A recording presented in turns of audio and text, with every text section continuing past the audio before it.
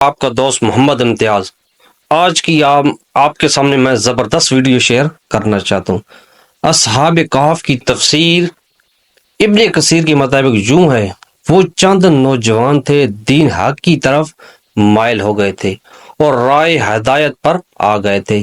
یہ نوجوان پرہیزگار تھے، اپنے رب کو معبود مانتے تھے، یعنی توحید کے قائل تھے، ایمان میں روز بروز بڑھ رہے تھے، اور یہ لوگ حضرت عیسیٰ علیہ السلام کے دین پر تھے۔ لیکن بعض روایات سے یہ بھی معلوم ہوتا ہے کہ یہ واقعہ حضرت عیسیٰ علیہ السلام سے پہلے کا ہے، اس لیے کہ یہ سوال یہودیوں نے پوچھے تھے، اور اس کا مطلب ہے کہ یہودیوں کی کتابوں میں یہ واقعہ موجود تھا۔ اس سے یہی ثابت ہوتا ہے کہ یہ واقعہ حضرت عیسیٰ علیہ السلام سے پہلے کا ہے۔ قوم نے ان کی مخالفت کی، ان لوگوں نے صبر کیا۔ اس زمانے کے بادشاہ کا نام دیاکنوس تھا، وہ مشرک تھا، اس نے سب کو شرک پر لگا رکھا تھا بھی بہت ظالم، بت پرستی کراتا تھا، وہاں سالانہ میلہ لگتا تھا۔ یہ نوجوان اپنے ماں باپ کے ساتھ اس میلے میں گئے، وہاں انہوں نے بت پرستی ہوتے دیکھی۔ یہ وہاں سے بیزار ہو کر نکل آئے اور سب ایک درخت کے نیچے جمع ہو گئے۔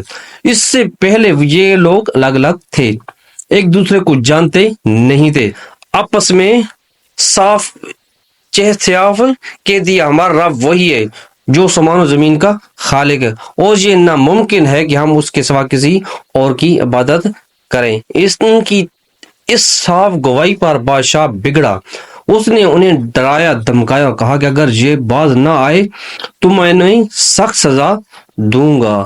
بادشاہ کا حکم سن کر ان میں کوئی کمزوری پیدا نہ ہوئی، ان کے دل اور مضبوط ہو گئے، لیکن ساتھ ہی انہوں نے محسوس کر لیا کہ یہاں رہ کر وہ اپنی دین داری پر قائم نہیں رہ سکیں گے، اس لیے انہوں نے سب کو چھوڑ کر وہاں سے نکلنے کا ارادہ کر لیا۔ جب یہ لوگ اپنے دین کو بچانے کے لیے قربانی دینے پر تیار ہو گئے تو ان پر اللہ تعالیٰ کی رحمت نازل ہوئی، ان سے فرما دیا گیا جاؤ تم کسی غار میں پناہ حاصل کرو، تم پر تمہارے رب کی رحمت ہوگی، وہ تمہارے کام میں آسانی اور راحت مہیا فرما دے گا۔ بس یہ لوگ موقع پا کر وہاں سے بھاگ نکلے اور ایک پہاڑ کے غار میں چھپ گئے۔ قوم نے انہیں ہر طرف تلاش کیا لیکن وہ نہ ملے۔ اللہ تعالیٰ نے انہیں ان کے دیکھنے سے عاجز پہنچ گئے تھے، لیکن غار میں وہ ان لوگوں کو نظر نہیں آئے تھے۔ قرآن کریم کا اعلان ہے کہ اس غار میں صبح و شام دھوپ آتی جاتی ہے۔ یہ غار کس شہر کے کس پہاڑ میں ہے یہ یقینی طور پر کسی کو معلوم نہیں۔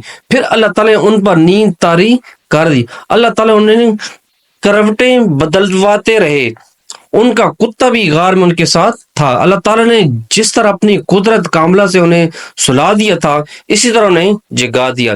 وہ 309 سال تک سوتے رہے تھے، اب 309 سال بعد جاگے تو بالکل ایسے تھے جیسے بھی کل ہی سوئے۔